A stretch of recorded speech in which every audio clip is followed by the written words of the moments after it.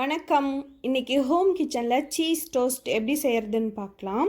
Cheese toast செய்கிறதுக்கு முதல்ல bread ஸ்லைசஸும் வெண்ணெயும் எடுத்துக்கோங்க. வெண்ணெய் இந்த மாதிரி நல்லா மிருதுவாக இருக்கணும். இப்போ இதிலேருந்து கொஞ்சமாக எடுத்து இந்த மாதிரி ப்ரெட்டோட ஒரு பக்கம் தடவிக்கோங்க.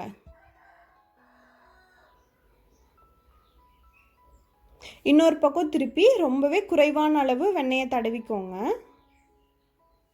அதிக அளவு வெண்ணெய் இருக்க பக்கம் கீழ்ப்பகுதியாகவும் குறைவான அளவு வெண்ணெய் தடவி இருக்க பக்கம் மேல் பகுதியாகவும் இருக்கணும்.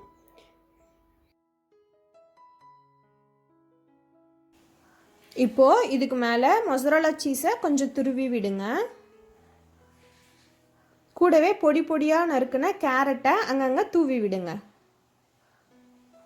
இந்த மாதிரி. அப்புறம் பொடி பொடியாக நறுக்குன குடமிளகாய் கொஞ்சம்,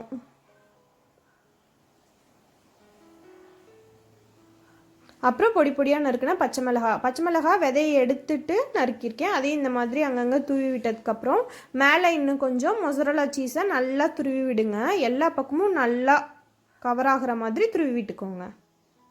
இப்போ இதை அப்படியே எடுத்து அடுப்பில் சூடாகிட்டு இருக்கிற தோசைக்கல் மேலே வச்சுருங்க. அடுப்போட சூடு ரொம்ப குறைவாக வச்சுக்கோங்க, அதிகமாக இருந்தால் கரிஞ்சிரும். இந்த மாதிரி மூடி போட்டு மூடி விட்டுருங்க.